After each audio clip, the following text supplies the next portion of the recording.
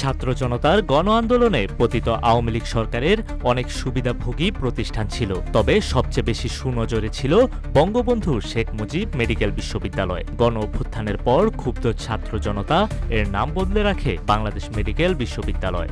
এই প্রতিষ্ঠানের সাবেক উপাচার্য অধ্যাপক ডাক্তার শরফুদ্দীন আহমেদ, যিনি নিজের দায়িত্বকালে হাসপাতালকে পরিণত করেছিলেন এক দুর্নীতির সাম্রাজ্যে। পরিবারতন্ত্রের দুর্গে পরিণত হয় বিএসএমএমইউ ডাক্তার শরফুদ্দীন আহমেদের নেতৃত্বে। অ্যাডহক নিয়োগে হাতিয়েছেন শত কোটি টাকা, ২,০০০-এরও বেশি মানুষকে চাকরি দিয়েছেন, প্রতিজনের কাছ থেকে নিয়েছেন লাখ লাখ টাকা। শেষ সময়ে তাদের স্থায়ী করার চেষ্টাও করেছেন তিনি। RICL TMX, যুগের পর যুগ স্থাপনা থাকে মজবুত। ২০২৩ সালের জুলাই মাস, সুপার স্পেশালাইজড হসপিটালে নিয়োগ পরীক্ষা। লিখিত পরীক্ষার আগেই প্রশ্ন ফাঁস। ৩০-৪০ লাখ টাকায় বিক্রি হয়েছে সেই প্রশ্নপত্র। ফলে যাদের কাছে প্রশ্ন ছিল তারাই কেবল পাশ করতে পেরেছে। ৭৫০ বেডের হাসপাতালে প্রয়োজন ৩,০০০ কর্মী, কিন্তু নিয়োগেই দুর্নীতি। ১৪৯ জনকে পাঠানো হয় কোরিয়ায় প্রশিক্ষণে, যাদের পাঠিয়েছিলেন উপাচার্য অধ্যাপক ডাক্তার শরফুদ্দীন আহমেদ। তাদের মাঝে অনেকেই ফিরে আর কাজেই যোগ দেননি।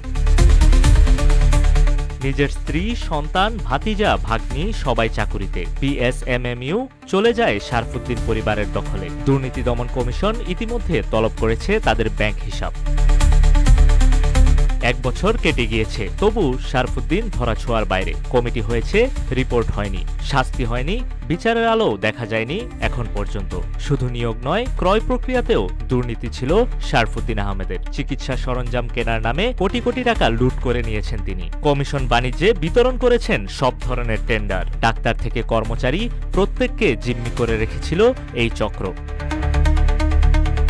মেডিকেল শিক্ষার্থীরা বারবার অভিযোগ তুলেছিল, শিক্ষা, গবেষণা আর সুযোগ সবই গিলে খেয়েছিল দুর্নীতি। একসময় তারা রাস্তায় নামে, স্লোগান ওঠে শরফুদ্দীন আউট, মেডিকেল বাঁচাও। অবশেষে সেই দাবিরই প্রতিফলন, নাম বদলের সিদ্ধান্ত।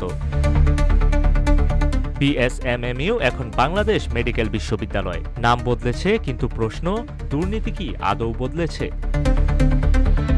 নিউজ ডেস্ক, রূপালী বাংলাদেশ।